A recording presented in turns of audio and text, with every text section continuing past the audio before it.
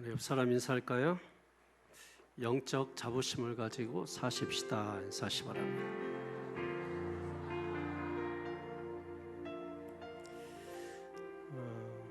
여러분, 잠언은 인생 사용 설명서라고 해요.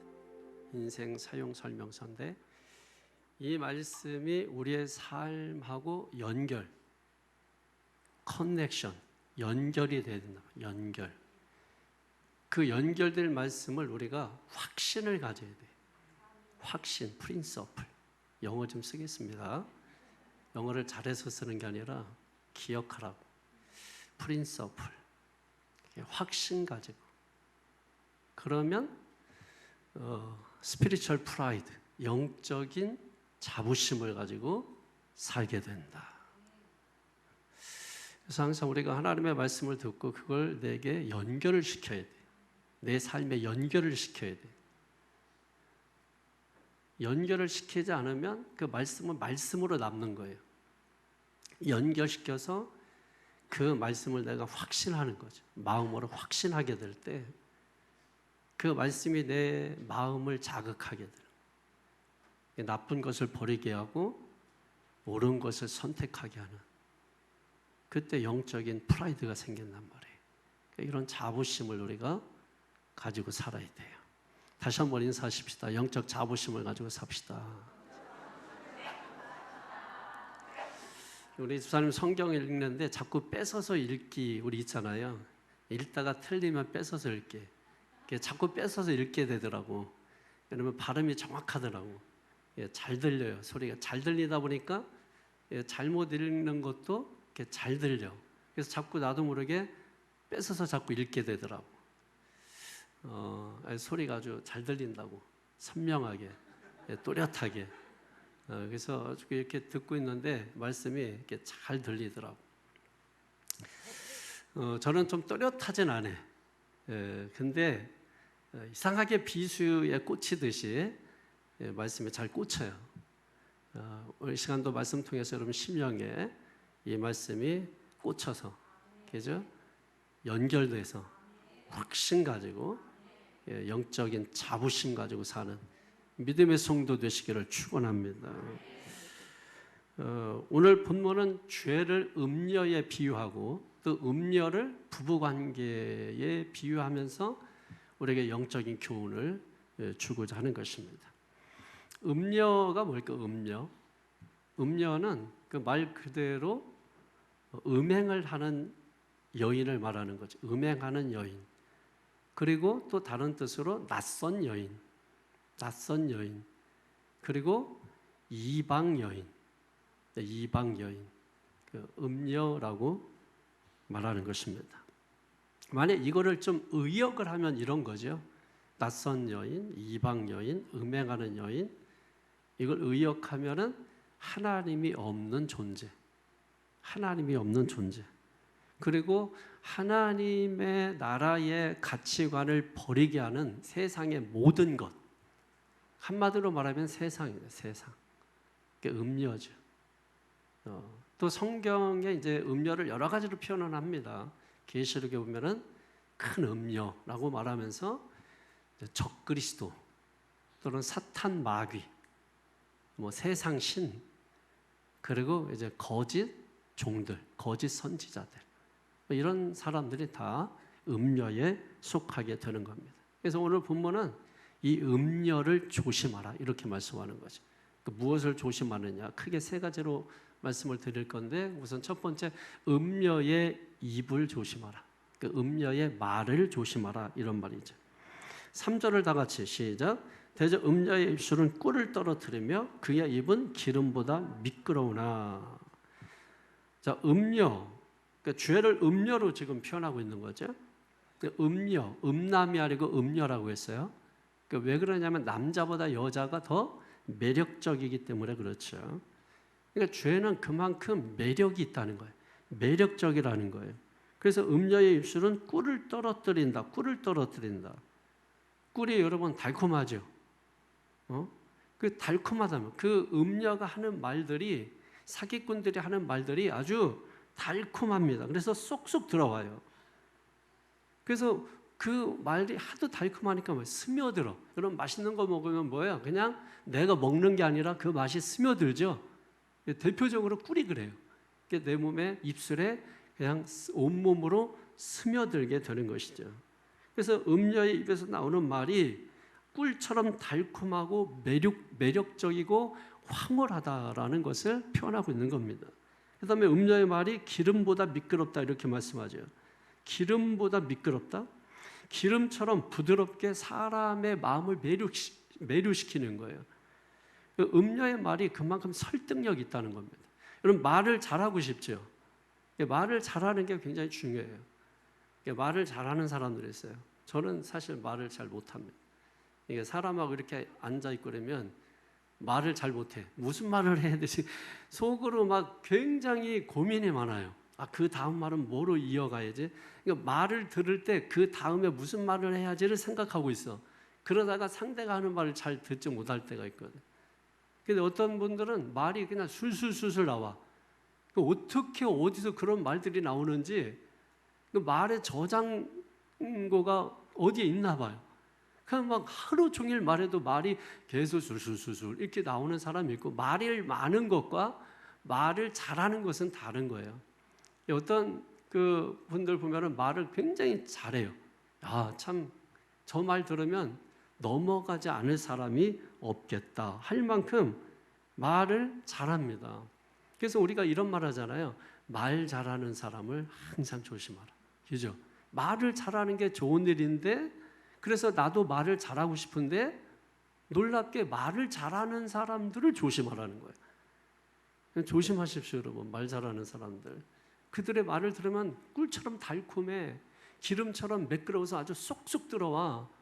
근데 겉은 꿀 같고 기름 같은데 그 말이 그 속에 들어가면 그 심령은 뒤에 사절에 나옵니다만은 써서 아프고 칼로 상처를 받는 그런 일이 된다라고 하는 것이.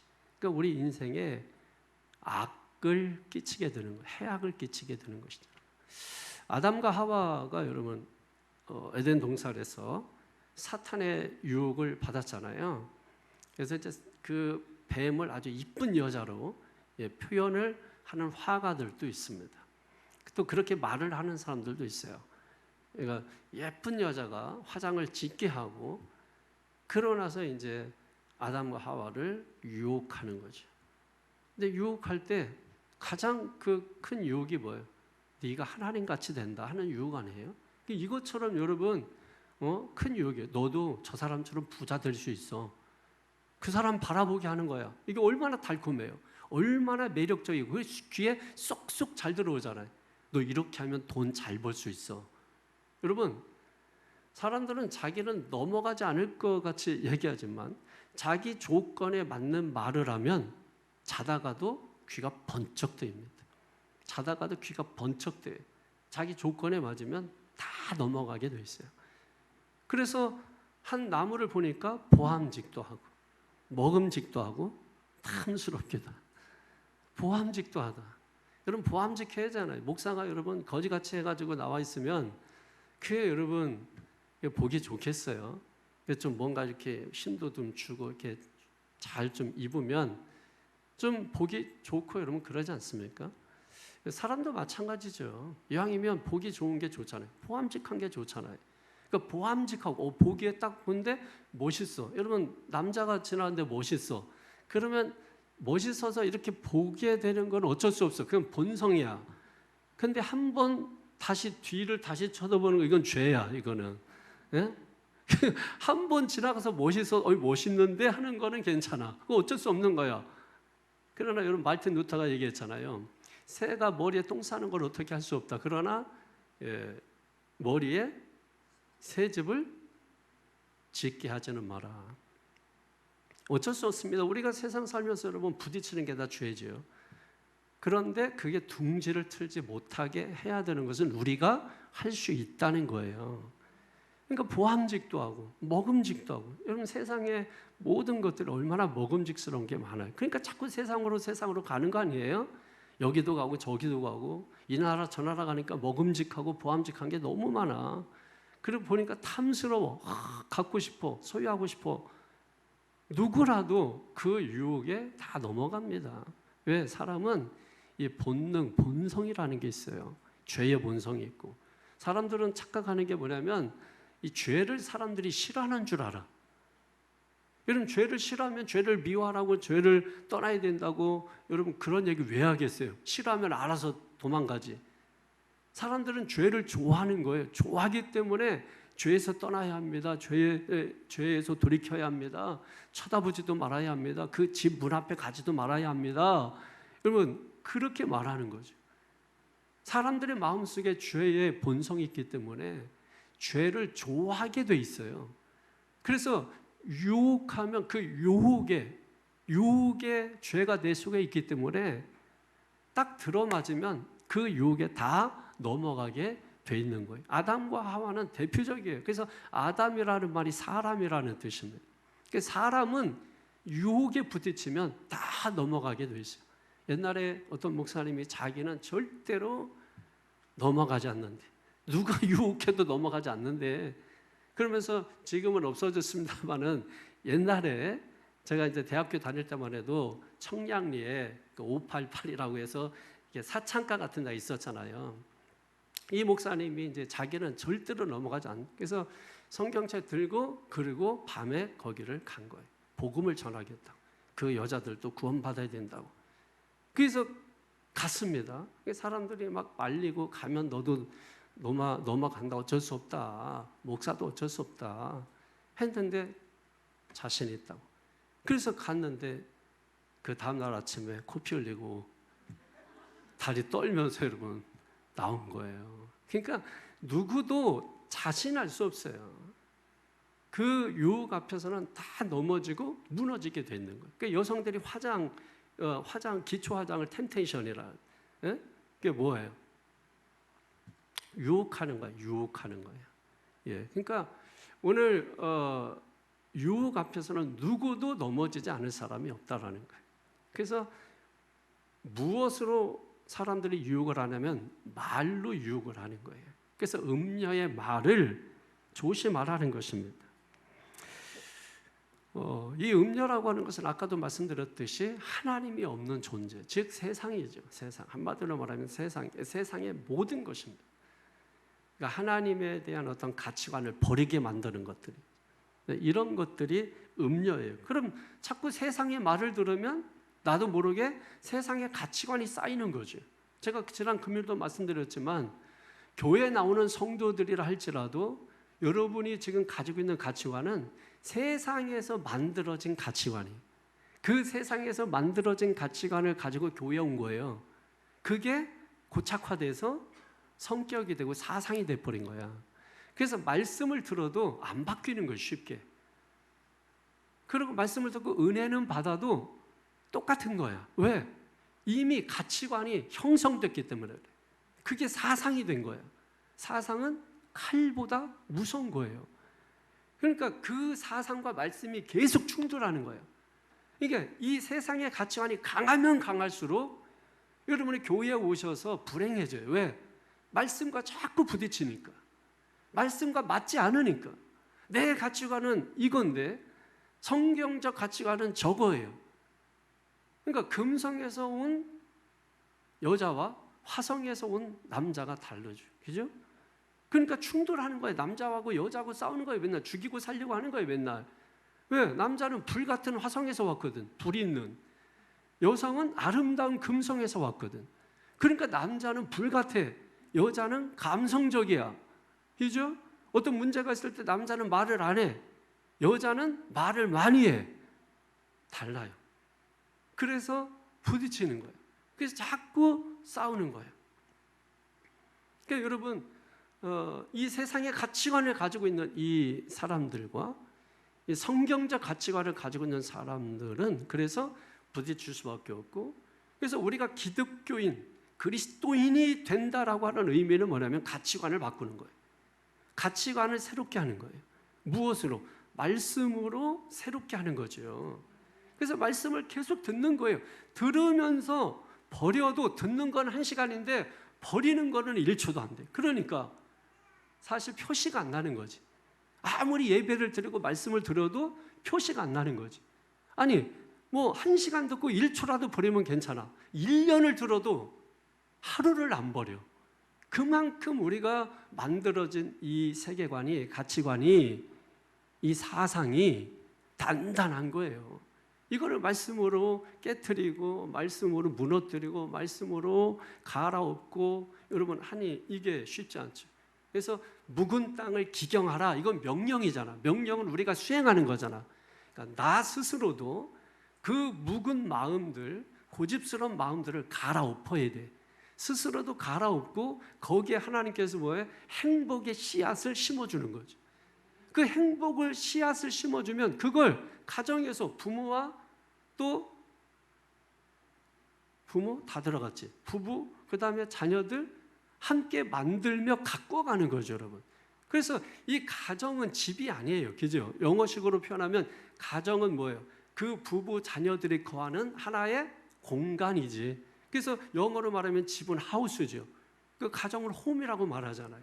그러니까 여러분이 해피홈이 되려면 하나님이 뿌려준 그 행복의 씨앗을 여러분들이 잘 가꾸고 노력하고 수고하고, 그렇게 할 때 거기에 행복의 꽃이 활짝 피는 겁니다.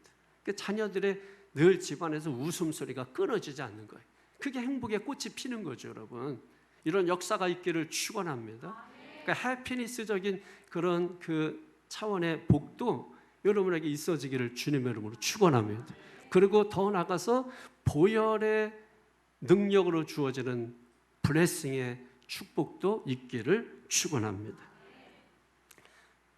자, 그러면 음녀의 실체, 죄의 실체가 뭐냐는 거예요. 4절에 시작.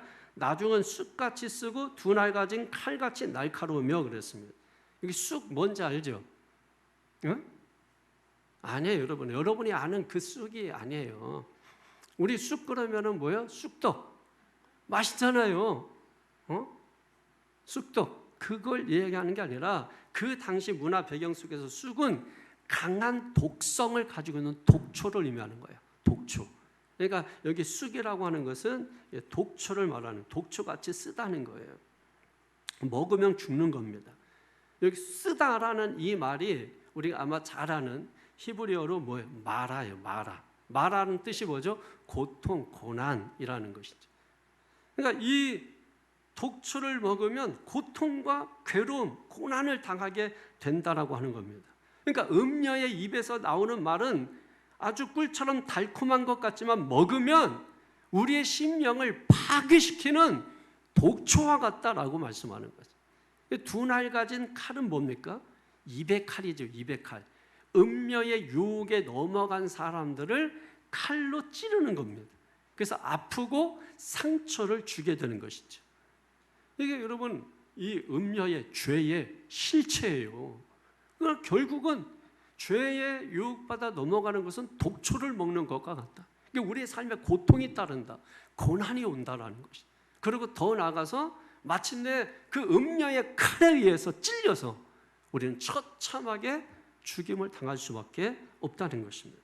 그래서 음녀에게 미혹된 결과가 어떻게 나타나냐면 5절을 보세요. 시작. 그의 발은 사지로 내려가며 그의 걸음은 스울로 나가나. 사지로 내몬다. 뭐죠? 죽음으로 간다는 거예요.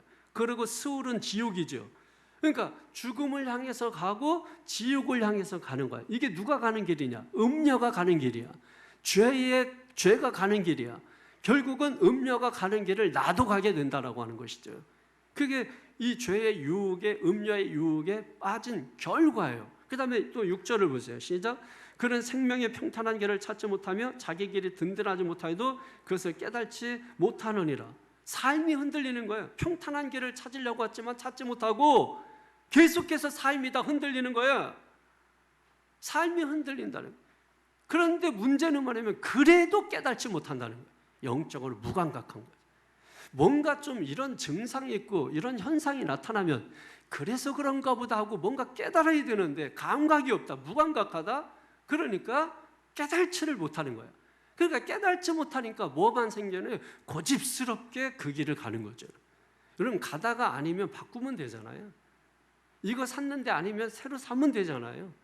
그런데 굳이 아닌데도 불구하고 자기가 한 일에 대해서 뭐 책임을 지려고 하는 것인지 몰라도 엄청난 고집을 가지고 버티다가 결국은 뭐예요? 버리게 되는 거예요. 그 시간 어떻게 할 거예요? 그 노력 어떻게 할 거예요? 그 재정 낭비 어떻게 할 거예요? 근데 그렇게 깨달지를 못한다라는 거예요. 그리고 9절을 보세요. 9절에 시작. 두렵건대 네 좋은 형이 남에게 잃어버리게 되며 네 수완이 잔인한 자에게 빼앗기게 될까 하노라. 존귀와 영광을 잃어버린다. 사실 이 존영이라고 하는 것은 청년들이 가지고 있는 아름다움, 청년들이 가지고 있는 어떤 강인함, 이런 것들을 의미하는 것이거든요. 이런 것들을 다 잃어버리게 될 것이라는 거예요. 그리고 10절에 두렵건대, 11절도 두렵건대, 9절도 계속해서 두렵건대 시작하죠. 10절에 시작. 두렵건대 타인이 네 재물로 충족하게 되며 네 수고한 것이 외인의 집에 있게 될까 하노라. 아멘. 애써 모은 재물들이 다 날아가 버리고 만다라는 거예요. 여러 가지로 날아가. 여러 가지 이렇게 해서 날아가고 저렇게 해서 날아가고, 벌 때는 조금 힘써서 애써서 벌었는데 나갈 때는 확 나가. 그러니까 다 날아가 버려. 전부 다 날아가 버려. 그리고 11절에 보세요. 시작. 두렵건대 마지막에 이르러 네 몸, 네 육체가 쇠약할 때에 네가 한탄하여. 몸이 약해져서 병이 생긴다. 심한 경우 치명적인 질병에도 걸릴 수 있다라고 하는 것입니다. 그런데도 불구하고 뭐예요? 잘 깨닫지 못해. 12절에서 14절 보세요. 시작. 말하기를 내가 어찌하여 훈계를 싫어하며 내 마음이 꾸지람을 가벼이 여기고 내 선생의 목소리를 청종하지 않으며 나를 가르치는 에게 귀를 기울이지 아니하였고 많은 무리들이 모인 중에서 큰 악에 빠지게 되었노라 하게 될까 염려하노라. 왜 이런 문제가 생기느냐? 왜 이런 문제가 생겨요? 훈계를 싫어하고 꾸지람을 가볍게 여기고 선생의 가르침에 귀를 기울이지 않았다는 것입니다. 그래서 결국 큰 악에 빠지고 후회하게 된다라고 하는 것이죠. 그러니까 지금 말씀하잖아요. 말씀이 말씀하잖아요. 그 말씀을 좋아하란 말이에요. 싫어하지 말고 좋아하란 말이에요. 여러분, 누군가 내가 나를 좋아한다는 게 내 말, 내가 하는 말을 좋아하는 사람, 그 사람이 좋은 거 아니에요? 내가 말하는데 콧방귀 끼고, 내가 말하는데 들은 척 못 들은 척하고, 내가 말하는데 딴짓하고, 그러면 그 사람하고 친구하고 싶어요? 돈을 써도 그 사람한테 쓰고 싶어요? 아니잖아요. 내가 말을 해도 빵빵 터지고, 내가 말을 해도 그냥 별것도 아닌데 좋아해주고, 귀를 막 귀담아주고, 여러분, 그렇게 할 때 그 사람에 대해서 호감이 가는 것이거든요. 근데 우리가 하나님의 말씀을 지금 전하고 하나님 말씀이 실시간으로 우리에게 들려오는데, 중요한 것은 그 말씀을 내가 좋아하느냐는 거예요. 그 말씀을 정말 좋아하고 사랑하느냐는 거예요. 사랑하기 전에 먼저 좋아해야죠. 좋아하고, 정말 좋아하고, 좋아하고 또 좋아하고 좋아하고. 여러분, 좋아하는 게 더 좋은 거예요. 사랑하는 것도 좋지만 좋아하는 게 더 좋은 거예요. 그러니까 진짜 좋아하는지를 돌아봐야 되거든요. 너 나 좋아해? 나 너 좋아해? 좋아하는 거, 내가 이거 좋아해? 교회 좋아해? 목사 좋아해? 성도를 좋아해? 좋아해야 사랑할 수 있어요. 좋아하지 않는데 어떻게 사랑합니까? 그러니까 우리가 좋아해야 돼. 말씀을 좋아하고 꾸지람을 좋아해야 되고 훈계를 좋아해야 되고 가볍게 여기지 말고. 그럼 부모가 어떤 말을 하는데 자녀들이 그 말을 가볍게 여기면 기분 나빠요, 나빠요? 나쁘죠? 그럼 내가 하는 말을 별 농담 비슷하게 했는데 그 말을 무겁게 여기고 중하게 여기면 좋아요, 좋아요? 좋죠, 여러분. 그 선생의 목소리를 청종하지 않으면, 제가 선생이잖아요. 선생이 여러분 하나님의 말씀을 지금 가르치고 있잖아. 근데 청종이 뭐라고 했어요? 청종. 귀를 기울여서, 몸을 기울여서 그걸 들으려고 애쓰면서 듣는 것을 청종이라고 하는 것이거든요. 내 몸을 기울여서, 말하는 쪽을 향해서 기울여서. 여러분, 어떤 소리가 들리지 않으면 야야 가만히 있어봐 하고 기울이잖아요. 귀를 기울이잖아요. 그러면서 몸도 기울이잖아요. 그렇게 듣는 걸 청종이라고.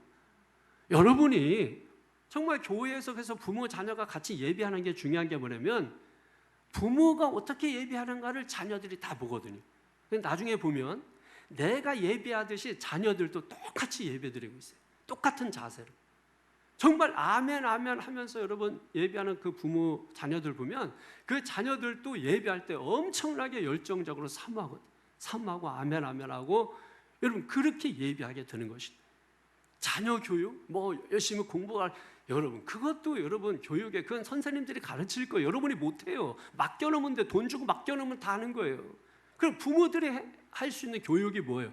보여주는 거예요. 보여주는 거. 뭘 보여주겠어요, 여러분?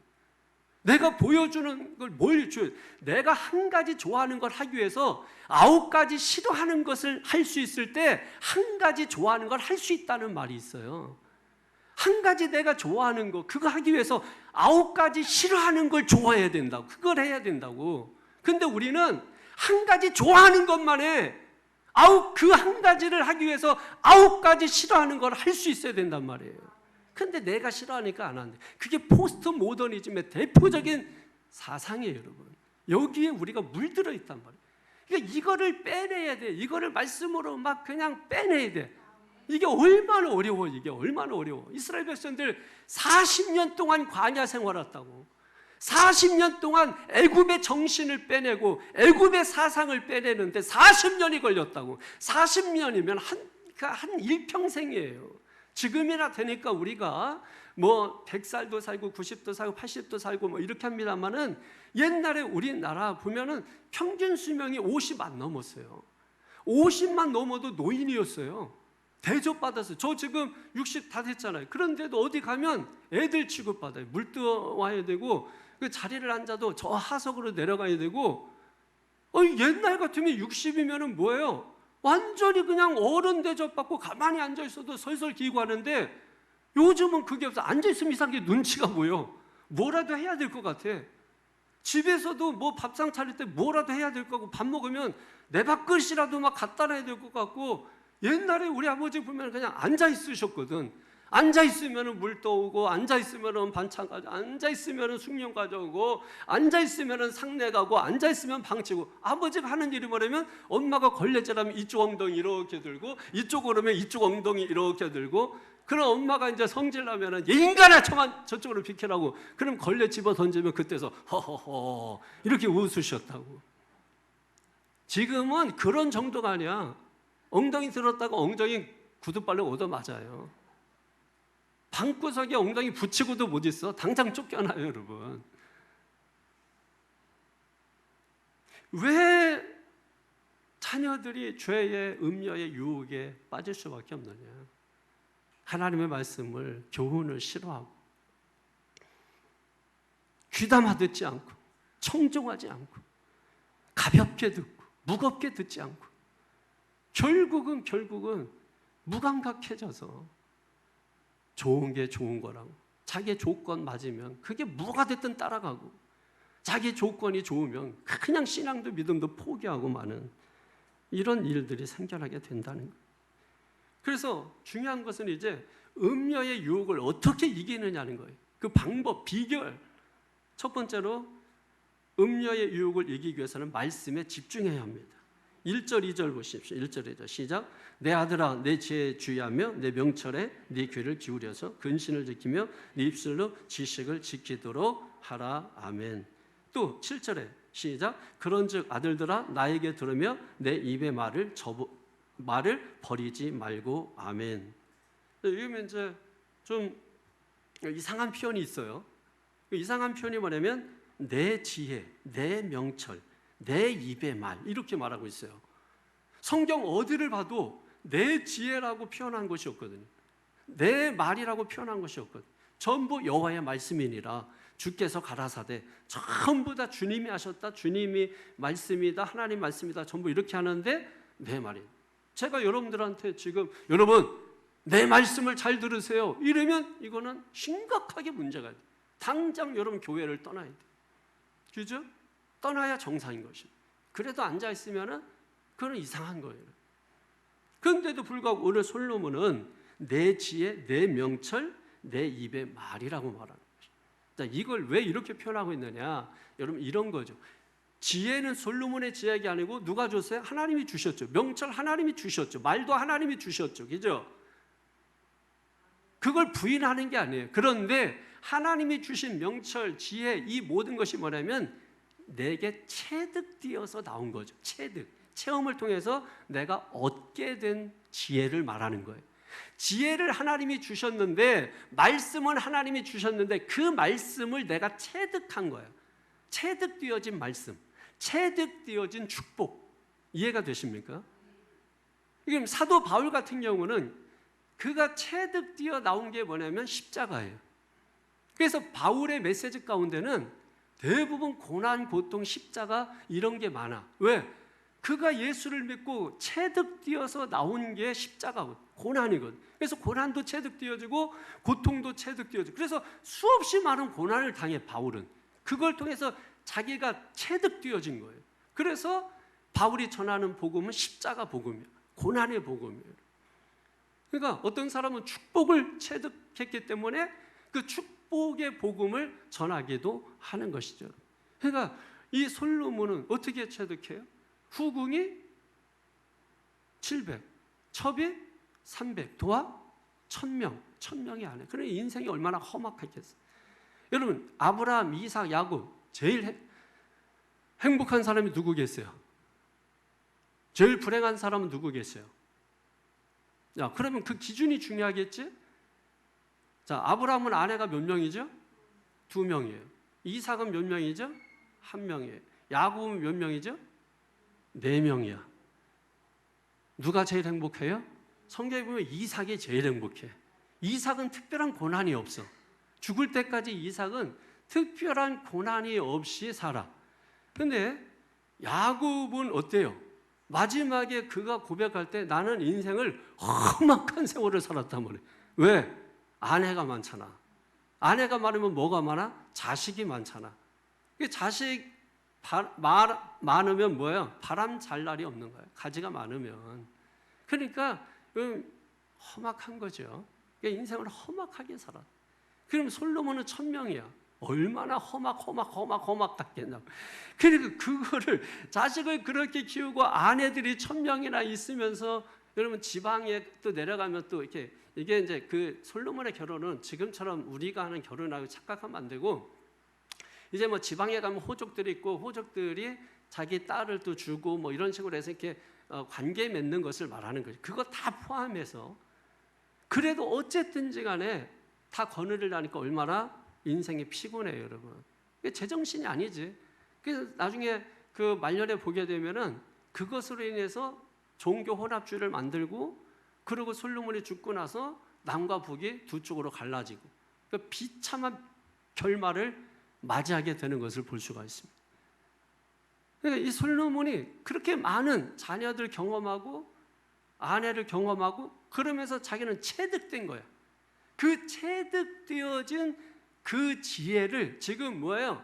중년이 돼서 자녀들에게, 자녀가 얼마나 많겠어요? 그리고 주님을 따르는 백성들에게 내가 체득되어진 이 지혜와 명철을, 내 말을 너희가 똑바로 들어라. 이거는 그냥 내가 어디서 주워 들은 게 아니라 하나님께서 내게 주셨는데 그게 내 삶을 통해서 내가 직접 체득한 거야.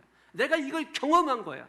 경험에서 나온 경험물이야 라고 지금 말을 하고 있는 거죠. 그게 뭐냐면, 그러므로 하나님 말씀에 집중하라는 거예요. 세상 소리에 집중하지 말고 음녀의 말은 달콤합니다. 미끄럽습니다. 쏙쏙 잘 들어와요. 여러분, 어떤 게 보면 말씀이 쏙쏙 들어온다, 뭐 잘 들려온다, 뭐 이렇게, 이런 게 그냥 미끄럽게 해서 잘 들어. 그럴 수 있어요, 여러분. 그 왜? 자기에게 좋은 말하면 잘 들리는 거예요. 쏙쏙 들어요. 달콤해요. 근데 여러분, 아이들한테 매일 사탕 주나요? 아이들한테 매일 단 거 주나요? 어떻게든지 사탕 안 주려고, 어떻게든지 초콜릿 안 주려고, 어떻게든지. 근데 아이들은 뭐예요? 어떻게든지 찾아내.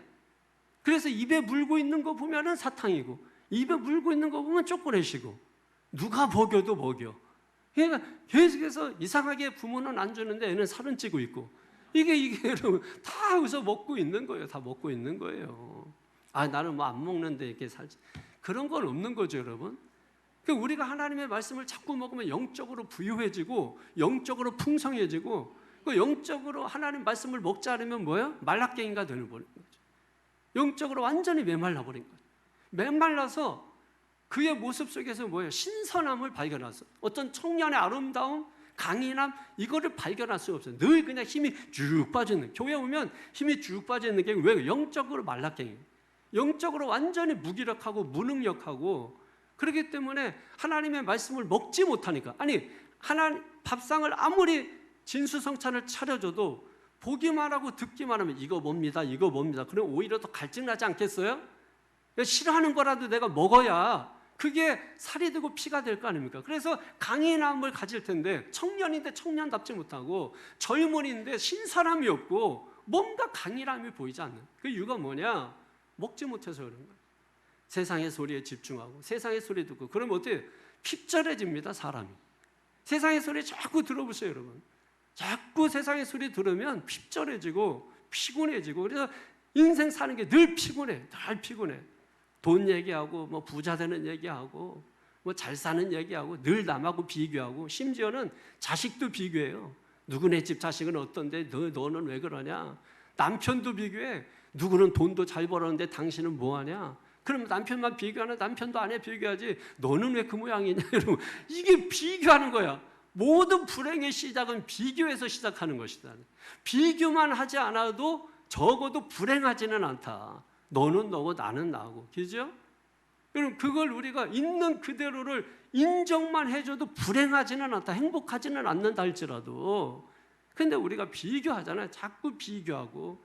그래서 결국은 불행을 자초하게 되는 것입니다. 세상의 말 듣지 마시고 거기에 현혹되지 마십시오. 그러면 거기에 빨려 들어가요. 스며 들어가요. 여러분, 우리가 물건을 사놓고 여러분 한번 가만히 생각해 보세요. 집에 쓰지 않고 쟁겨놓은 것들 많죠. 이거 필요해서 사놨는데 쓰지 않고 놓은 것들. 그래서 이거 언젠간 쓰겠지 하다가 나중에 버리는 거. 남 주기는 아깝고 그래서 농우에다 올려놓고 저쪽 보이지 않는 곳에 놨다가 나중에 보면 이거 있었네 하면서 쓰려고 하니까 쓰지 못하는 거. 그래서 아까워하면서 버리는 거. 있죠? 분명히 있습니다, 여러분. 저 같은 경우도 이렇게 보면 전자제품을 굉장히 좋아해요. 그리고 어디 그 연회나 이런 데 가면 장사꾼들이 오거든요. 이게 저는 연회장으로 들어가지 않아. 일단은 거기서 뭐 새로운 게 나왔나 하고, 이게 전자제품 같은 거 뭐 성경 듣기 뭐 이렇게 막 이런 게 있어. 얼마 전에도 하나 50만 원 주고 샀는데 애들이 보자마자 이거 완전히 지금 쓰지도 않는 이 패드에다가 거기다가 성경 읽기 프로그램 들었는데 이거 유튜브만 해도 그냥도 들을 수 있는 걸 50만 원 주고 산 거야. 그 사놓고 서비스를 3번이나 받았는데 그거 잘 쓰지도 않고 쟁겨놓고 있어요. 그러니까 지금 뭐 이게 전자제품 좋아해요. 왜냐하면 뭐 말 들어보면 굉장히 좋대. 막 좋다는 거야. 얼마나 달콤하게 들리는지 아주 솜사탕처럼 들려, 그 말이. 내 마음에 스며들어와. 그래가지고서 나도 모르게 지갑에서 돈을 꺼내고 있어요. 그래서 사놓고 안 쓰고. 그래서 어제는 이제 태풍이가 와가지고 그래서 그거 다 장난감으로 놀으라고 주었어. 카메라도 주고 노트북도 주고 패드도 하나 안 쓰는 거 주고. 그래서 야, 장난감 가져오더라. 애도 거들떠보지 않더라고, 애도. 근데 여러분, 왜 그렇게 하느냐? 속아서 그런 거예요. 속아서 좋다고 하는 말에 속아서, 맛있다고 하는 말에 속아서, 멋지다는 말에 속아서 해놓고 나중에 쓸 데가 없는 거예요. 그래서 쟁겨놓고 있는 것들이 많이 있어요. 그럼 사기꾼의 특징이 뭐예요? 말 잘하는 거죠. 말을 기가 막히게 잘한다. 그 말을 듣고 있으면 다 넘어가. 1시간만 듣고 있으면 다 넘어가. 다 넘어간다고. 그래서 어떤 단체 모임 이런 데 가가지고서 앞에 나와서 누가 얘기하면 다 넘어가서 완전히 그냥 거기에 전투사가 돼가지고 그냥 막 거기를 선전하고 있어. 아니, 복음 말씀은 10년 20년 들었어도 한마디 어디 가서 외치지 못하면서 교육 몇 시간 받고 와가지고서 무슨 자기가 전사야. 그래가지고 막 이거 먹으면 뭐 온몸이 다 낫고 저거 하면은 팔다리 어깨가 다 그냥 회복되고 뭐 하면 그냥 막 얼마나. 여러분, 복음을 그렇게 전하면, 그렇게 확신 가지고 복음을 전하면 예수 믿지 않을 사람이 어디 있겠냐고. 여러분이 확신을 가져야 될 게 뭐라 그랬어요? 오직 복음이에요. 복음, 말씀이에요. 말씀. 그걸 가지고 살 때 영적 프라이드가 생기는 것이라고. 그런데 우리는 세상 것 듣고 세상 것에 대한 자부심을 가지고 살고 있다고. 그러니까 여러분 자꾸 세상적이 되는 거예요. 세상적이 된다라는 말은 뭐예요? 결국 음녀가 가는 길을 자기도 마지막에는 가게 될 것이라는 것이, 그게 사지로 가는 것이고 지옥으로 가는 것이라는 것입니다. 우리가 들어야 될 것은 뭡니까? 오직 하나님의 말씀이에요. 말씀에 빠져야 돼요. 송이꿀보다 하나님 말씀이 더 달다고 했잖아요. 실제로 말씀도 읽다 보면 맛이 있어요. 맛있으니까 말씀을 보지, 맛없으면 말씀을 어떻게 봐요? 응? 맛이 있으니까 보는 거지. 그 먹다 보면은 계속 맛이 있어요. 그래서 어떤 때는 시간 가는 줄 모르고 성경 읽고, 어떤 때는 밤을 새서 성경 읽게 되고, 막 졸린데도 눈을 비비고. 여러분 드라마 같은 거 볼 때마다 너무 재밌으면 밤을 새면서도 보고, 졸린데도 보고, 뭘 하면서도 시선을 안 떼고 하잖아요. 그 좋으니까 그런 거 아니에요? 그 좋은 맛을 아니까, 그 맛을 아니, 드라마의 맛을 아니까, 영화의 맛을 아니까. 또 소설책 좋아하는 사람 소설책이 두껍지만 그걸 읽는 거예요. 왜? 그 맛을 아니까. 먹다 보면은 맛을 알게 돼. 옛날에 여러분 커피 지금처럼 우리가 좋아했나요? 저희 그 큰 누님 집이 이제 저희 시골에 옆에 살았는데, 그때 제가 이제 뭐 초등학교 중학생 때 되나? 커피 이제 막 우리나라에 막 들어올 때야. 그때 뭐 하면은 커피를 저희 집사람하고 처음 이렇게 인사를 이제 하러 갔는데, 작은 이제 큰 누나 집을 갔는데 큰 매형이 커피를 타왔는데, 노란 주전자 있잖아요. 옛날 아버지들 저 막걸리 받는 거. 근데 이만한 거에다가 커피를 가득 타가지고 온 거야. 그 이제 그 뭐예요? 스틱커피 있잖아요. 맥심 뭐 이런 거 있잖아요. 맥심. 그거를 한 30개, 50개 넣었나 봐. 그래가지고 거기다 설탕 더 넣고 해가지고 이거를 저어서 가지고 이렇게 밥그릇 같은 데다가 이게 커피라고 이러면서 이거를 한 대접을 주고. 그러니까 그 뭐 안 마실 수 있나 그래 마시지. 그랬더니 또 마셨더니 한 대접 더 드시라고 그래가지고 한 대접 더 주고. 그러니까 설탕 잔뜩 넣어가지고, 그래서 심지어 설탕 커피라고 했잖아요. 지금 우리가 먹는 커피는 뭐예요? 쓴 커피야, 쓴 커피. 근데 쓴 커피인데 처음엔 써서 못 먹었지. 이것도 무슨 커피냐고. 연탄 먹지, 차라리 연탄을 먹지 뭐 이러면서 그랬는데, 지금은 뭐예요? 애나 어린애나 할 것 없이 전부 에이스 아메리카노를 전부 다, 응? 전부 그 맛있대. 왜 먹냐? 맛있대. 그 다 태운 건데, 태운 거 끓인 건데 그 맛있대. 왜? 자꾸 먹다 보니까 맛있어지는 거예요. 그리고 여러분 우리가 먹을 때도요, 여러분 저 음식 먹을 때 어떻게 먹는지 알죠? 다 맛있다고 하고 먹지. 왜 그런지 아세요? 저는요 음식을 먹을 때 음식이 맛있어서 먹지 않아요. 아니 그러니까 맛있어서 먹는 게 당연하겠지만, 저는 음식을 먹을 때 항상 그래서 뭘 먹어도 왜 다 맛있대 그냥. 저한테 뭐가 맛있냐고 안 물어봐요. 다 맛있다 그래가지고. 그러니까 왜 맛있냐면, 저는 음식이 맛있어서 제가 맛있다고 먹는 게 아니라 저는 입맛 가지고 먹는 거예요. 입맛이 맛있는 거예요. 뭘 먹어도 음식이 입맛에 따라서 맛있는 거예요. 입맛 때문에. 그래서 입맛이 어떤 음식도 다 맛있고, 그래서 뭐 저는 어디 해외 나가도 어디 나가도 다 먹어봐. 그럼 먹으면서 그냥 맛있다 그래. 그래서 아니 나는 이거 싫어하는데, 난 이런 사람이 제일 꼴벼. 해외 나갔는데도 아유 나는 이거 뭐 참 안 먹어봤대. 아니 안 먹어봤으니까 먹어봐야지. 그럼 찍어라도 먹으면. 야, 근데 진짜 고집이, 먹어보라고 사정하고 내가 목사 안 할 테니까 먹어보라고 해도 아유 안 먹어. 그 정도로 고집이 있어요. 사람이라면, 인간이라면 목사가 그렇게 말하면 먹는 신용이라도 하면 되잖아. 여러분 실제로 그거 먹어보면 맛있어요. 어디 가서 먹었는데 맛이 없어서 안 먹는 사람도 있거든요. 다른 데 가서 먹으면은 또 그게 맛있게 느껴질 때가 있어요.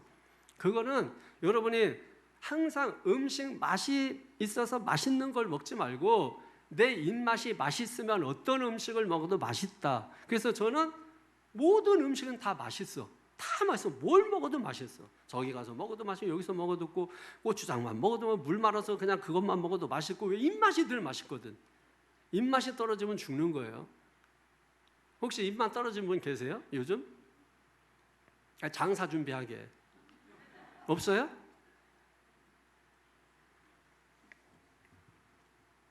없겠죠, 여러분. 여러분 보니까 다 입맛이 있어 보여요. 말씀을 여러분 좋아하셔야 돼요. 자꾸 좋아하다 보면은 그 말씀이 좋아진다니까. 좋아지고 사랑스러워. 막 말씀이 너무 막 좋아. 그래서 제가 성경을 수도 없이 사는 게 뭐냐면 지금 또 사는데 또 사. 계속 성경 사. 또 사고 또 사고. 그 지금 새 거로 아직 보지 못한 게 지금 몇 권 있어요. 어디 가서 보면 성경이 어떤 때는 표지가 이뻐서 사. 어떤 때는 디자인이 이뻐서 사. 어떤 때는 가로로 있어서 또 옛날처럼 또 이렇게 또 세로로 있어서 또 하고. 요즘 이제 가로 성경이니까 가로도 두 줄 있지만은 가로도 한 줄로 돼 있는 게 있거든요. 그래서 또 사고. 또 공동 번역 사고, 뭐 새 번역 사고, 여러 종류별로 번역 성경들을 사고. 좋으니까 계속해서 사고 또 사고 또 사고. 어떤 때는 사다 보니까 같은 게 두 권 있어. 그런 때는 어떻게 해야 돼? 아이, 이게 또 억울할 필요 없죠. 그거는 다른 사람한테 선물 주면 되는 거죠. 그러니까 여러분, 하나님은 모든 것이 합력해서 반드시 선을 이루어 주시는 것입니다. 죄에 끌려가는 사람 특징, 죄를 좋아해서 그런 거예요. 죄를 이기는 사람 특징, 죄를 싫어해서 그런 것입니다. 우리가 좋아할 것은 오직 하나님의 말씀입니다. 이왕 좋아할 거면 미치게 좋아하시기를 바랍니다. 그리고 두 번째로는 음녀의 유혹을 이기기 위해서 도망치라는 거예요.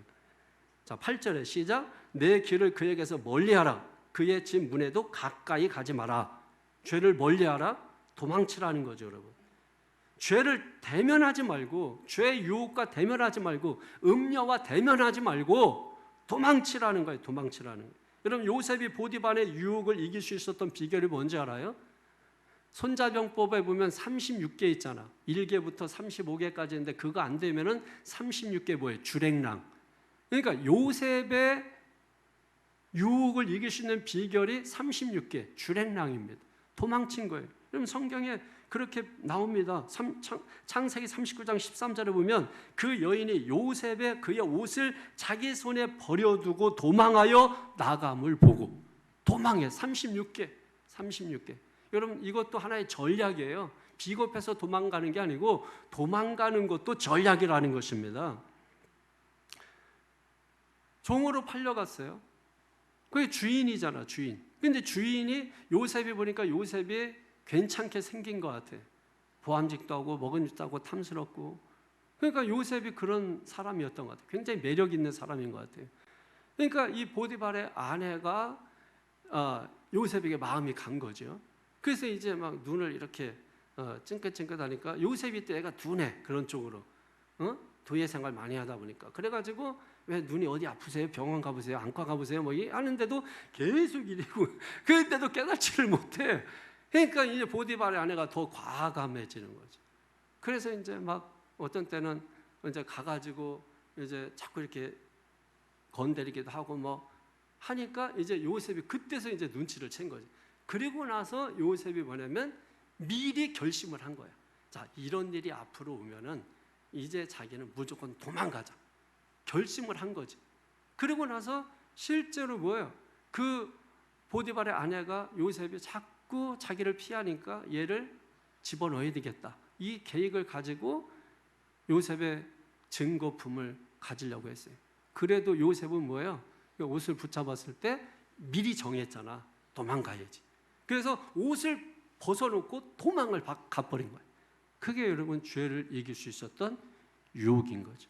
그러니까 우리가 어떤 것에 대면하는 것도 좋지만은 죄 앞에서 유혹 앞에서는 음료 앞에서는 어떻게 된다? 도망가야 된다. 도망가기 위해서는 뭐예요? 미리 결정해야 된다. 미리 여러분이 지금 결정하는 게 중요합니다. 새벽 기도도 믿음 좋아서 가는 게 아니라 미리 결정한 사람이 가는 거야. 그날의 상태에 따라서, 그날 몸의 상태에 따라서, 기분 따라서. 여러분 그렇게 하는 게 아니고 나 내일 새벽 갈 거야. 무슨 일이 있어도 깨워줘. 이렇게 미리 결정한 사람이 가는 거지. 내일 아침 일어나는 거 보고 내일 아침 컨디션 보고 이런 사람 못 가는 거예요. 믿음 좋다고 새벽 기도하는 게 아니거든요. 그래서 일단은 우리가 유혹 앞에서는, 죄 앞에서는 어떻게 하라? 36개 준행랑을 치는 것이 중요하다. 자, 마지막으로 서로 족하게 여기며 사랑해야 된다라는 거예요. 그게 15절 이하의 말씀이 쭉 나오는 겁니다. 15절 18절까지 시작. 너는 네 우물에서 물을 마시며 네 샘에서 흐르는 물을 마시라. 어찌하여 네 샘물을 집 밖으로 넘치게 하며 네 도랑물을 거리로 흘러가게 하겠느냐. 그 물이 네게만 있게 하고 타인과 더불어 그것을 나누지 말라. 네 샘으로 복되게 하라. 네가 젊어서 취한 아래를 즐거워하라. 아멘. 여기 우물, 샘, 도랑물, 샘물, 그 물, 네 샘, 이런 것은 다 배우자를 말하는 거예요. 결국 이게 지혜예요.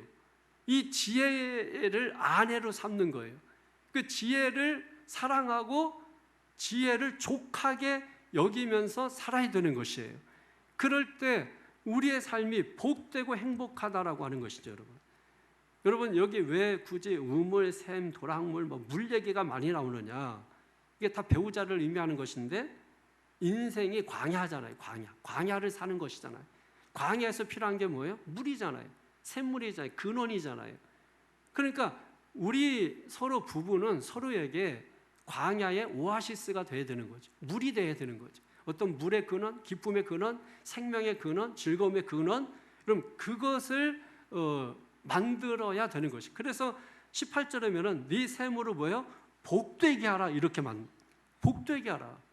그러니까 갈증나게 하면 안 된다는, 부부 관계에서도 갈증나게 하면 안 되고, 부모 자식 간에도 갈증나게 하면 안 되고, 어떻게 해야 된다?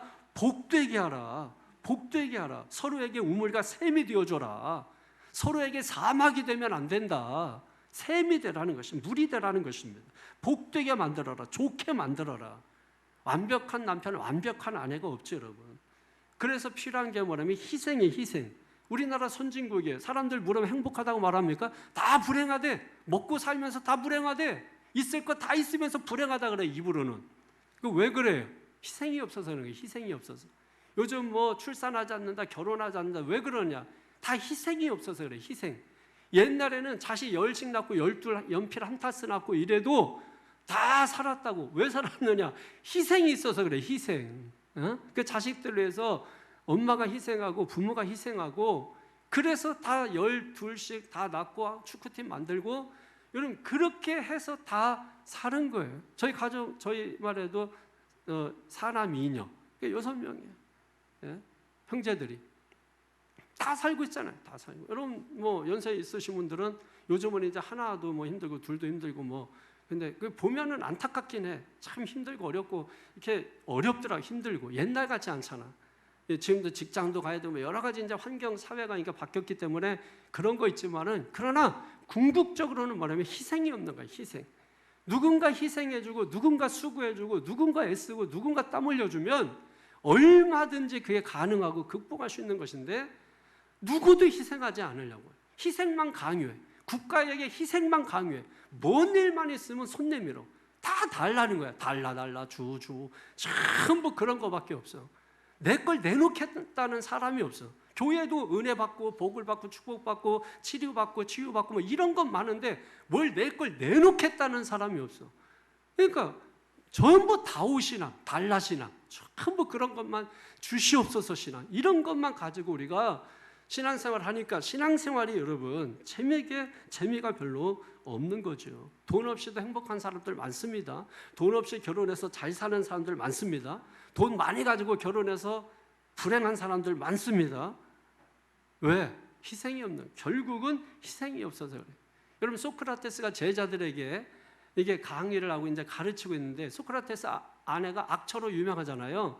근데 제자들을 가르치는데 옆에 와가지고서 그냥 잔소리를 해대면서 갑자기 그냥 물을, 양동이에 있던 물을 확, 자기 남편이잖아. 그것도 제자들 앞에서 가르치는데 그걸 쏟아버린 거예요.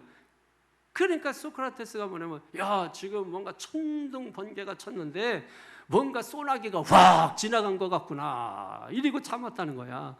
그러니까 제자들이 옆에서 스승님, 그래도 결혼해야 됩니까? 그렇게 물어봤다는 거야. 그랬더니 소크라테스가 그래도 결혼해야 된다, 그렇게 얘기했다는 아주 심오한, 희생이 있으면 가능합니다. 희생이 없으면 불가능합니다. 그러니까 다른 거 아니에요. 완벽한 사람, 완벽한 남편, 완벽한 아내가 어디 있어요? 희생하며 사는 거죠. 사람이요, 이게 오늘 이 솔로몬이 한 나이 중년쯤 돼서, 중년이 뭐 50 뭐 이런 정도 된 거 아니에요? 40, 50대고 뭐 이렇게 넘고 다 중년이지 뭐 요즘은. 그러니까 그때 이걸 자식에게 이렇게 말한 거잖아요. 그러니까 중년에 오늘 성경에 보면 고백도 재밌어요. 고백도 뭐 이게 말도 안 되는 고백하는데 19절 20절 한번 보세요.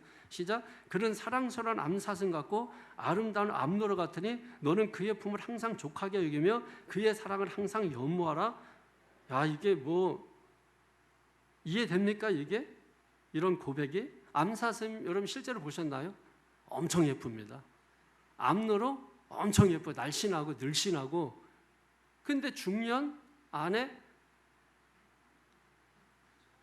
아주 안정감은 있죠. 그러니까 중년 되면은 이게 안정감 있고 펑펑함도 있고, 그러니까 여러분 이 암사슴 암노루는 원래 그 아가서에 보면은 결혼 초 신혼 부부에게 원래 이게 쓰는 건데 중년인데 암사슴 같고 암노루 같다. 왜 이런 짓을 하고 있는 거죠? 왜 그런 거예요? 왜 이런 고백을 하는 거예요? 왜 그런 거죠? 응? 이게 그 실제로 여러분 그래서 그런 건 아니잖아요. 실제로 암사슴 뭐 뱃살도 없고, 근데 중년 되면은 방석으로 써도 될 정도야. 근데 왜 이런 고백을 하고 있는 거예요? 유실의 눈이 아니라 마음의 눈으로 보는 거죠. 감사의 눈으로 보는 거죠. 믿음의 눈으로 보는 거죠. 그러면 좋아진다는 거예요. 그러면 행복해진다는 거예요. 원래 중년쯤 되면 설레임 뭐 이런 게 없잖아요, 여러분. 그런데 대신에 의지는 서로 되잖아요. 그냥 든든하고 단단하고. 예? 뭐 설렘이 있겠어요, 여러분. 뭘 말하지 않아도 기가 막히게 알아. 그래서 왜 귀신 같다 그래. 귀신같이 한다 그래고. 중년쯤 되면 여러분 그렇게 됩니다. 이게 밖에서 이게 전화하잖아요. 애들한테 전화해. 꼭 전화를 해도 엄마 있냐? 없다 그래. 그러면 크게 실망해. 뭐 특별한 것도 없어. 그냥 괜히 야, 엄마 집에 있냐? 이래. 그 없다면 또 실망을 해. 그리고 기가 막히게 어디 있는지를 찾아내. 기가 막히게 찾아내. 없다 그러면 어디 있는지를 찾아내. 그때 있다 그러잖아요. 알았어. 끝이야 그게. 뭐 해주겠다는 것도 아니야. 그래서 가까이 하고 싶으면서도 멀어지고 싶은 관계. 그래서 여러분 아내가 제일 행복할 때가 장기 출장 갈 때. 그때 아내들의 얼굴이 세상에서 최고의 행복하다. 이게 그 기쁨이 굉장히 그 얼굴에 충만하대요. 근데 어느 날 이 아내가 갑자기 이렇게 막 시무룩하고 얼굴 표정이 안 좋다. 왜 그러냐면 출장 갔는데 너무 일찍 온 거야. 그러면 이제 얼굴 표정이 안 좋아진다는 거예요. 그러니까 그럼에도 불구하고 오늘 성경은 뭐예요? 믿음의 눈으로 봐라. 응? 마음의 눈으로 봐라. 감사의 눈으로 봐라. 그러면 뭐예요? 좋아진다는 거예요. 샘이 된다는 거예요. 샘물이 된다는 거예요. 우리는 항상 어떤 나를 사랑해 줄 수 있는 대상을 찾으려고 하잖아요. 나를 사랑해 줄 수 있는 대상, 나를 부자로 만들어 줄 수 있는 대상, 나를 행복하게 만들어 줄 수 있는 대상. 아닙니다, 여러분. 내가 사랑할 수 있는 대상을 찾아야 돼요. 내가 사람 만들 대상을 찾아야 돼요. 이 인간이 만나보니까 30밖에 안 돼. 뭐예요? 100으로 만들어요. 50밖에 안 돼. 100으로 만드는 거예요. 그게 여러분 진짜죠. 그게 부부관계죠. 그게 샘이고 샘물이고 우물인 거죠, 여러분. 그러니까 뭔가 내가 원하고 내가 바라고 내가 기대하고 그럼 실망한단 말이에요. 그게 아니라 내가 만드는 거예요. 믿습니까? 이 사람 30밖에 안 돼. 더 노력해서 100으로 만드시면 되는 거죠. 그게 능력이고 그게 기적이 되는 줄로 믿습니다. 결론입니다. 21절에서 23절 보세요. 시작. 대저 사람의 길은 여호와의 눈앞에 있나니 그가 그 사람의 모든 길을 평탄하게 하시는 악인은 자기 악에 걸리며 그 주의 줄에 매이나니 그는 훈계를 받지 아니함으로 말미암아 죽겠고 심히 미련함으로 말미암아 혼미하게 되느니라. 아멘. 사실 오늘 본문이 조금 이렇게 긴 거는 이거를 둘로 나누어서 설교할 수도 있어요. 15절까지, 14절까지 하고 15절부터 다음에 하고. 근데 사실은 이 말씀은 통이에요. 만약에 이걸 둘로 나누면 15절부터는 그냥 단순히 부부 윤리를 설교하고 끝날 수 있어요. 대부분 설교들이 그래요. 근데 그렇게 가면 성경을 우리가 보는 시야가 좁아집니다. 그래서 이거는 통이기 때문에 구분하면 편하긴 하지만 그러면 성경을 우리가 곡해할 수 있기 때문에 오늘 길지만 여러분 이거를 함께 본다라는 거 참고하시면서 보시면 그래서 좀 그렇구나 이렇게 알 수 있어요. 그러니까 하나님이 우리 인생을 다 지켜보신다는 거죠. 어디 가든지 가는지 또 무엇을 듣고 있는지 무엇을 보는지 무엇을 생각하고 있는지 무엇을 선택하는지 하나님은 인생을 뭐예요? 다 지켜보고 평가하신다는 것입니다. 여기 평탄하게 하시느니라 이렇게 되어 있죠. 이 평탄하게 한다라는 게 형통을 말하는 게 아니고 저울에 달아서 정확히 헤아린다 이런 뜻을 가지고 있는 거예요. 그래서 우리 인생이 어떤 걸 선택하는지 어디를 바라보고 가는지 뭘 생각하는지 하나님이 다 지켜보고 계신다라고 하는 것입니다. 그 하나님 앞에서 고람되우 우리가 어떻게 살아야 되는가? 오늘 죄의 유혹, 음녀의 유혹을 피하고 도망쳐서 36개 주량랑 쳐서 그죠? 오직 주의 말씀에 집중하고 하나님 말씀에 집중하고 하나님 말씀에 내가 미치도록 한번 빠져보고 믿습니까? 여러분 이게 좋은 여자는요 남자가 자기한테 빠지게 하는 게 아니에요. 좋은 남자는 여자가 자기한테 빠지게 하는 게 아니에요. 그건 제비야. 응?